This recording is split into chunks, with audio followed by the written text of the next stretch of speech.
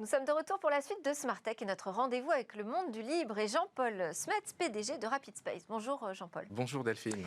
L'année 2021, elle démarre avec une actualité importante dans le monde du libre. Oui, l'actualité du 13 janvier, hier, c'est la suspension du traité de brevet unitaire européen.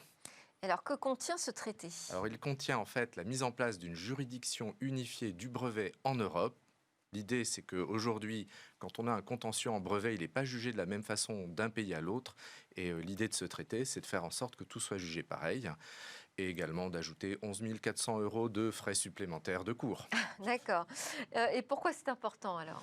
En fait, contrairement à ce qu'on pourrait imaginer, le brevet logiciel, au lieu d'aider les créateurs de logiciels, ça crée une situation de risque permanent de contentieux de brevets qui les conduit à ne plus publier de code. Ah. Et ça avait été montré par Eric Maskin, un prix Nobel d'économie, et Jim Bassen dans un article du MIT en 99. Jim Bassen, d'ailleurs, c'est un inventeur, c'est lui qui a inventé la publication assistée par ordinateur qui avait révolutionné la presse dans les années 80.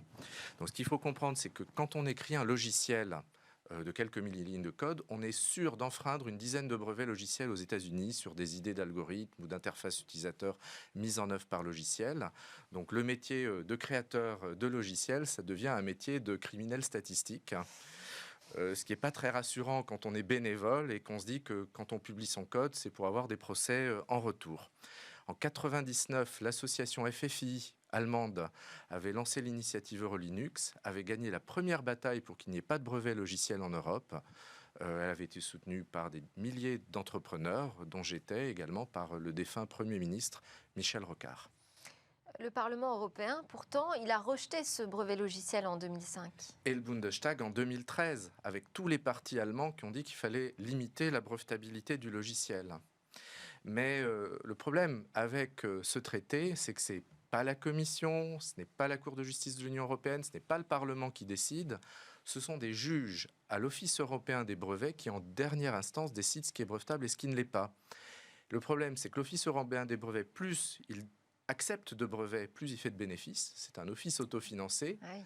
Donc les juges qui décident ce qui est brevetable ou pas, finalement, sont dans une sorte de conflit d'intérêts permanent par rapport à leur employeur qui vit de l'extension permanente du domaine de la brevetabilité.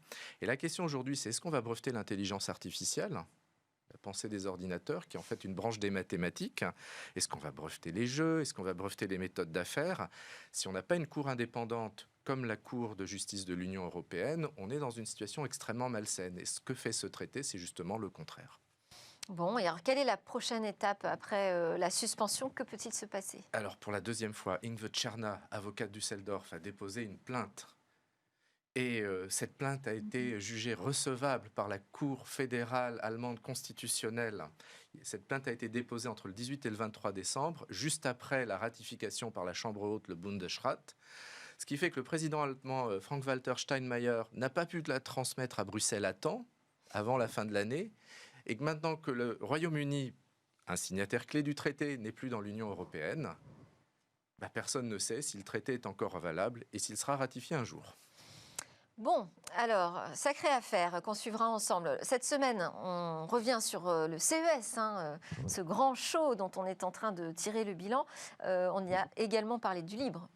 Oui, et on y en a parlé très longuement sur, par exemple, les microprocesseurs RISC-V avec Calista Redmond, la PDG de la fondation RISC-V, qui a eu 1 heure complète pour présenter toutes les avancées des microprocesseurs libres.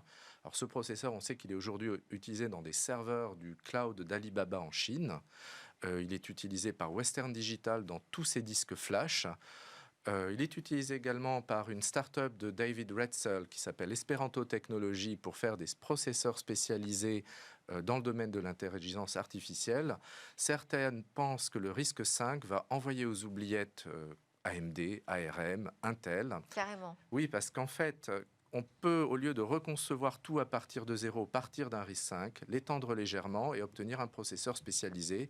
Donc tout le monde, finalement, peut créer son processeur, comme a pu le faire Apple récemment dans ses derniers ordinateurs. Et donc, pour ce qui est des boîtes françaises, l'Inagora a lancé une offre de SaaS avec sa messagerie Twake, dont on avait déjà parlé, et avec une offre Lifetime.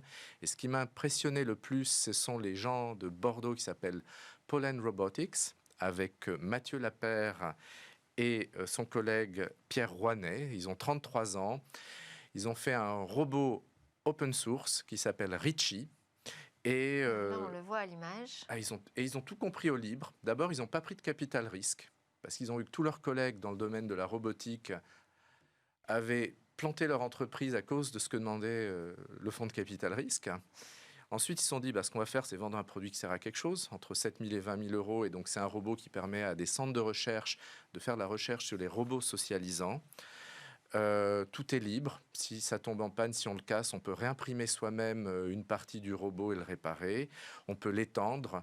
Leur idée, c'était de débloquer l'innovation qui avait été bloquée pendant 10 ans par des robots propriétaires dont le producteur refusait qu'on puisse le modifier. Et maintenant qu'on peut tout modifier, on peut inventer. Ça se branche sur le secteur, c'est facile. Ils ont une expérience de pédagogie avec Nathan, avec qui ils avaient créé 1000 robots à des fins éducatives. Et donc cette année, ce qu'on a vu, c'est la réalité virtuelle pour apprendre aux robots à faire de nouveaux gestes et également pour lui apprendre à devenir autonome avec des capteurs et de l'intelligence artificielle un peu partout. Merci beaucoup Jean-Paul Smets, PDG de Rapid Space. On va terminer avec un peu de poésie robotique. On va laisser cette vidéo. Vous allez découvrir avec l'image et tout. Effectivement, Richie, c'est une merveille. Merci beaucoup de nous l'avoir fait découvrir.